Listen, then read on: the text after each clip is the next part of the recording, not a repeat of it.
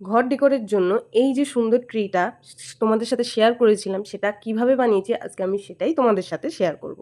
এই যে পেপারগুলো দেখতে পাচ্ছ, বেশিরভাগই আমি যে ব্লাউজ বানানো শিখেছি বা জামা বানানোর জন্য আমাদের যে পেপারগুলো লেগেছিল তার বেশিরভাগ অংশই আমাদের ফেলে দিতে হচ্ছিল। তো আমি অনেক দিন ধরেই ভাবছি আমি তো অনেক কিছুই হাতের কাজ বানাতে পছন্দ করি, তাহলে আমি কেন এই জিনিসগুলো বা এই পেপারগুলো শুধু শুধু ফেলে দেবো, তার থেকে রেখে দিই, পরে যখন আমার কোনো কিছু বানানোর ইচ্ছা হবে তখন আমি কিছু বানাবো, সেই ভেবেই আমি রেখে দিয়েছিলাম জমিয়ে জমিয়ে।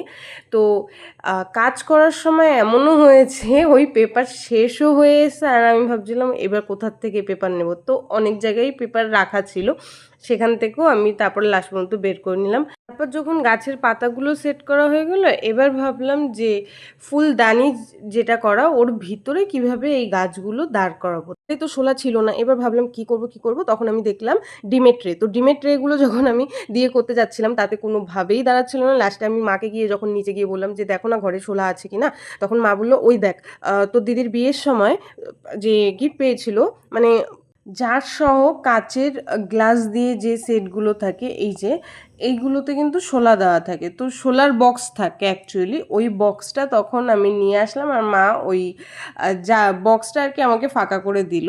তখন আমি কোনো ক্রমে ওই শোলাগুলো কোনোভাবে ফুলদানির মধ্যে ঢুকিয়ে মানে এই টপটার মধ্যে ঢুকিয়ে তারপর আমি ফুলদানির কাজ করলাম, আর এই যে রেডি হয়ে গেল আমাদের ট্রি। তোমাদের কাছে এই ট্রিটা কেমন লাগলো অবশ্যই জানিও।